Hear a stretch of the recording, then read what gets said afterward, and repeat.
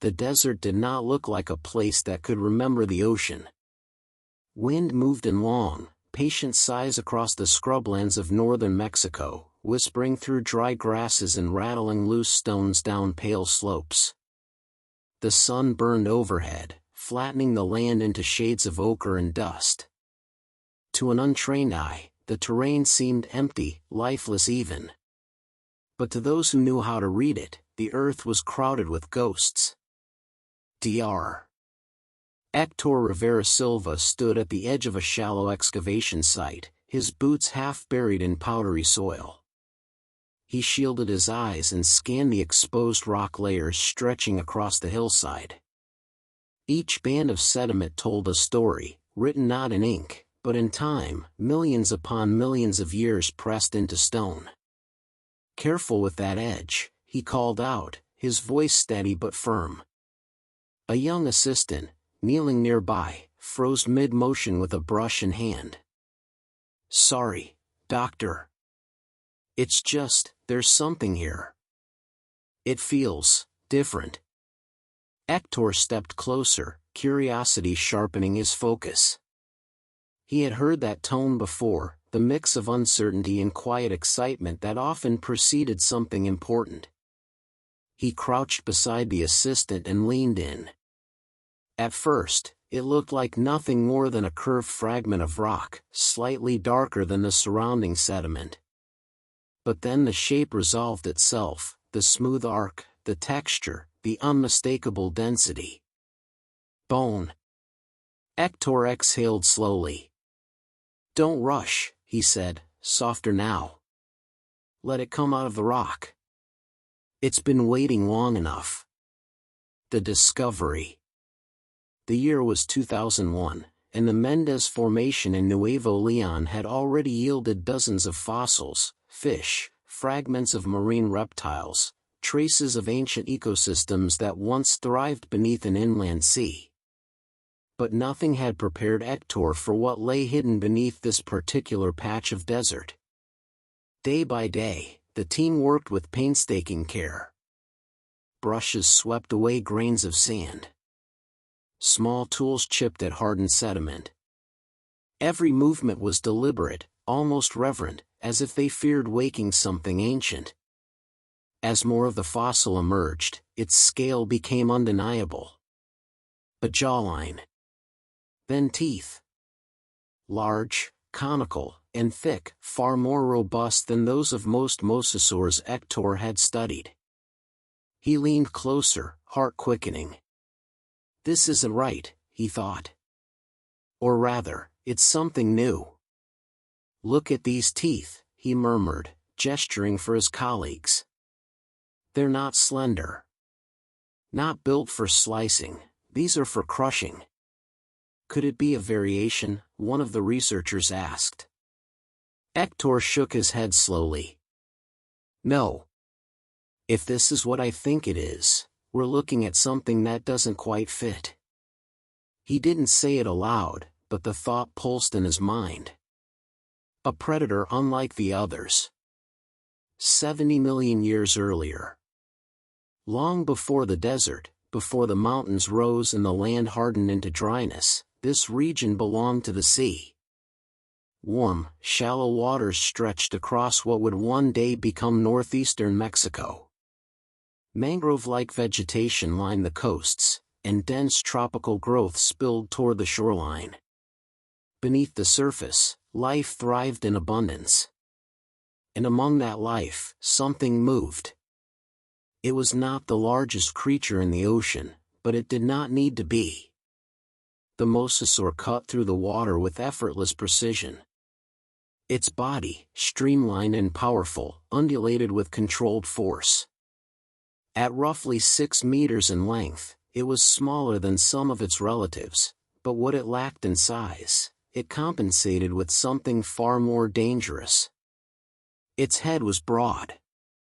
Its jaws, short but immensely strong. And its teeth, thick, conical, unyielding, were designed not merely to catch prey, but to crush it. The creature's eyes scanned the water ahead. It sensed movement, a ripple of disturbance, subtle but unmistakable. A plesiosaur, gliding near the coastal shallows. The mosasaur adjusted its trajectory, muscles tightening beneath its scaled skin. It did not rush. It did not waste energy. It followed. Closer. Closer. And then, a sudden burst of speed. The water exploded into motion as predator and prey collided. Jaws snapped shut with devastating force. There was no delicate precision here, no slicing bite. This was impact. Power. Finality. The plesiosaur struggled, but it was already too late. In this ancient sea, there was no room for hesitation. Only survival. And this creature, this yet unnamed hunter, stood at the very top. Back to the desert. By the time the skull was fully uncovered, there was no denying its significance. It lay cradled in the earth like a relic from another world, massive, nearly complete, and astonishingly well preserved. The team gathered around it in silence, each person aware, in their own way, that they were witnessing something rare. Hector ran his gloved hand lightly along the fossil's surface. 70 million years, he whispered. And now we finally meet. Transporting the specimen was a challenge in itself. Encased carefully in protective plaster, it was lifted, secured, and carried away from the site, a journey from the ancient seabed to the modern world. But discovery was only the beginning. Understanding would take years. The long wait. In 2007, the first formal analysis of the jawbone was completed. The conclusion? An unidentified mosasaur species. It was a cautious classification, grounded in available evidence. The fossil was remarkable, yes, but paleontology demanded precision. Without broader comparison or additional context, it remained an outlier. Hector accepted the result, but something about it lingered in his thoughts. Unidentified, he repeated to himself more than once. It was not wrong. But it was not complete either. Years passed. Research evolved. New techniques emerged. Collaborations expanded beyond borders, connecting scientists across continents. And still, the skull waited. Revelation. When the collaboration between the Desert Museum in Saltillo and the University of Bath in England took shape, Hector felt a familiar stirring of anticipation. This time, they looked deeper. They examined the structure of the skull, the alignment of the teeth, the proportions of the jaw. They compared it with known species across the Mosasaur family, searching not just for similarities, but for distinctions. And slowly, the picture sharpened. This isn't just a variation, one of the researchers said during a late-night session, eyes fixed on the data.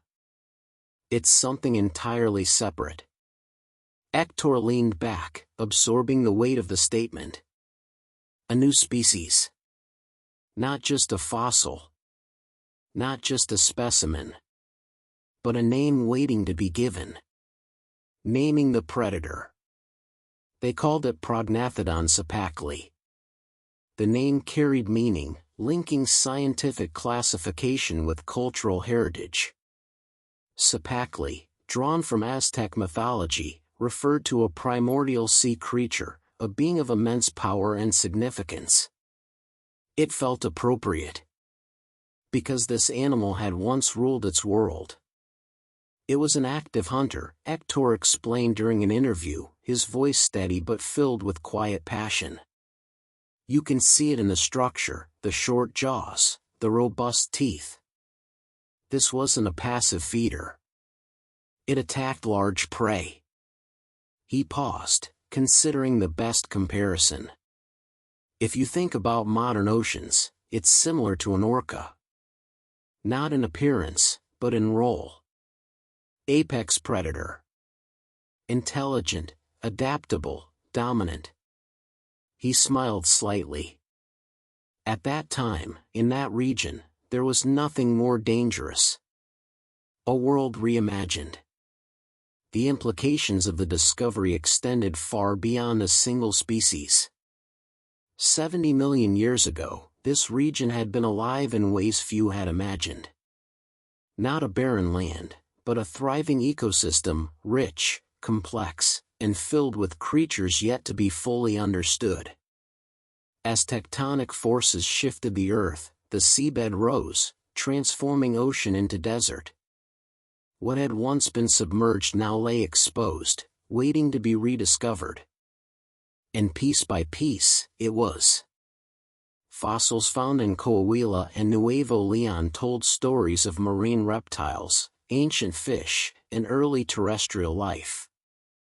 Together, they formed a mosaic of the past, one that challenged long-held assumptions. There was a time, Hector reflected, when we believed dinosaurs and prehistoric life didn't exist here. Mexico was a blank space on the map. He shook his head gently. But the truth is, they were here all along. Inspiring the future. At the Desert Museum, children pressed their faces close to glass displays, eyes wide with wonder. "Are these really from Mexico?" one asked. Hector nodded. "Yes. Right here. From our land." The child looked back at the fossil, awe spreading across their face. For Hector, moments like this mattered as much as the discovery itself. "When I was young," he said, "we thought these things only existed in other countries. Now, kids can see them here. They can imagine themselves as part of this story." He paused, watching as a group of students gathered around the exhibit of Prognathodon cipactli. "And maybe," he added quietly, "they'll be the ones to uncover the next piece." The desert remained silent. But beneath its surface, the past was still speaking. And those who listened closely could hear it.